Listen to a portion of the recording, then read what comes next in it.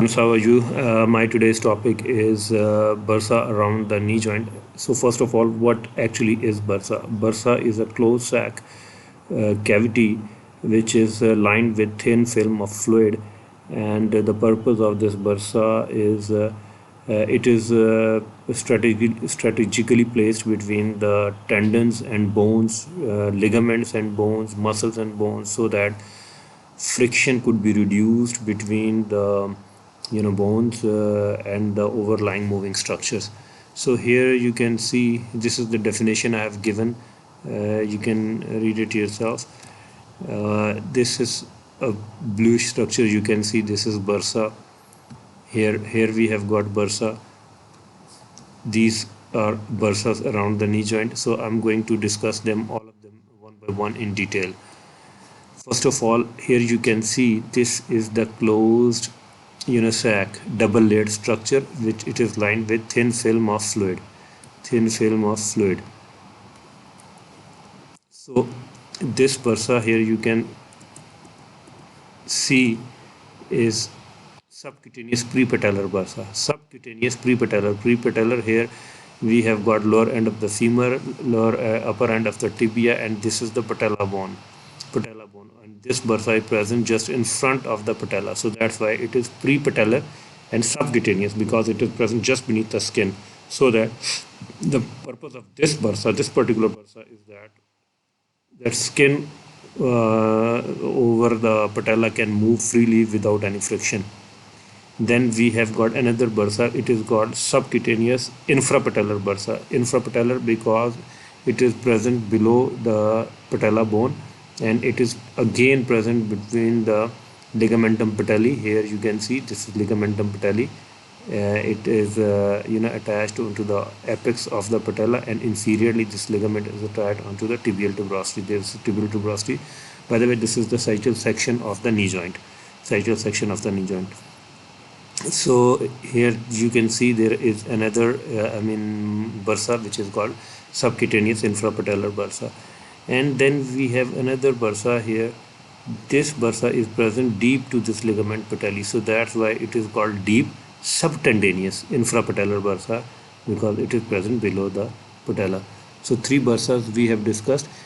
Okay, here you can see this is the lower end of the femur, upper end of the tibia, and this is capsule of the knee joint. It has got outer fibrous layer, and this red line you can see, this is the synovial lining, or which lines the outer fibrous layer from inside. This is synovial layer. And here we have got joint cavity of the knee joint. This joint cavity of the knee joint is continuous upward with another bursa, which is called suprapatellar bursa. Here you can see this here red line. This red line represents the suprapatellar bursa. Suprapatellar because it is present above the patella bone. Suprapatellar bursa. So the joint cavity of this joint cavity of the knee joint is continuous with the suprapatellar bursa. This is one very discrete characteristics of this suprapatellar bursa. So whenever there is extra amount of fluid, which is joint effusion, it is going to also fill the suprapatellar bursa as well, and there would be fullness would be felt within the lower part of the thigh. And here we have got quadricep muscles, and there is another very special kind of small muscle which is called articularis genu. Here you can see articularis genu. This articularis genu, it connects this apex of this suprapatellar bursa and connects to the anterior surface of the shaft of the femur. So what is the purpose of this muscle? This purpose, whenever their knee is extended, this muscle contracts and pulls this bursa upward.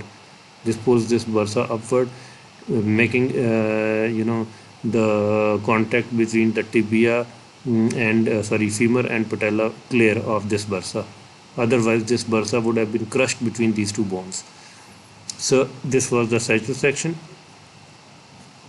Now here you can see this is the posterior surface of the knee joint, and there are few bursas you can see here as well. Here you can see this is the subtendinous bursa present between the medial head of the gastrocnemius muscle and underlying medial condyle. So this is subtendinous bursa again. Here another bursa. This is also subtendinous bursa. It is present between the muscles of the lateral head of the gastrocnemius and underlying lateral condyle of the femur.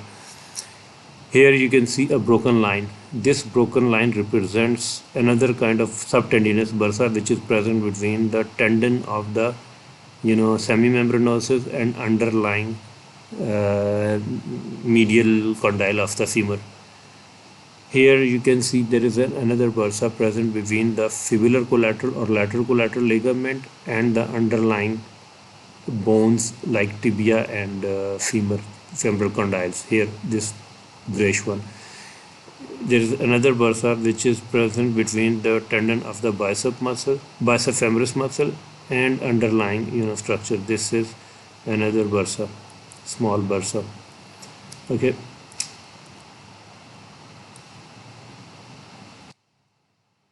Now here this is the lateral view of the knee joint.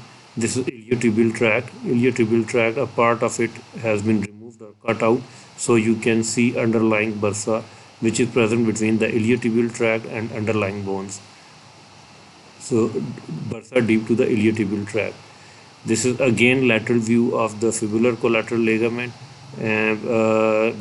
Bursa, blue bursa is present between the fibular collateral ligament and underlying bones. Here again bicep femoris muscle, tendon and underlying structures, there is a bursa present between them. Now you are looking at the knee joint from the medial view, medial aspect.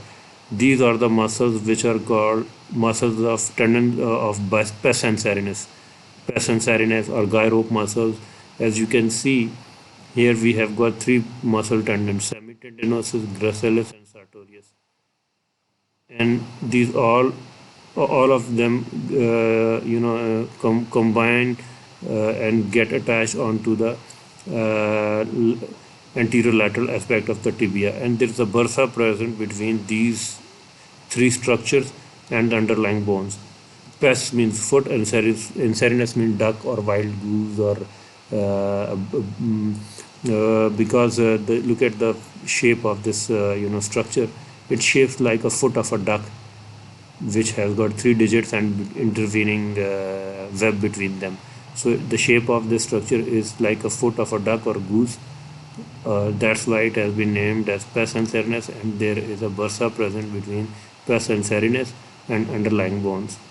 So there is, last but least, another bursa which is called semimembranosus tendon, and there is a bursa, this blue structure present between them. So bursas are scattered all around the knee joint, because knee joint is very important joint. So among all of them, few are very important. For example, the suprapatellar bursa is very important because its joint cavity is continuous with the joint cavity of the knee joint.